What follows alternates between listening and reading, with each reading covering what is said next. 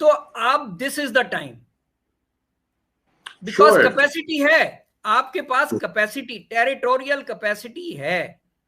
और जहां तक आप बूट्स ऑन ग्राउंड की बात कर रहे हैं, तो पिछले प्रोग्राम में डॉक्टर मुनव्वर ने बड़ी तफसील से बताया था कि भाई वियतनाम में नहीं रुक सके, इराक में नहीं रुक सके, अफगानिस्तान में नहीं रुक सके, तो बूट्स ऑन ग्राउंड जरा ईरान को ट्राई तो करके देखें आप।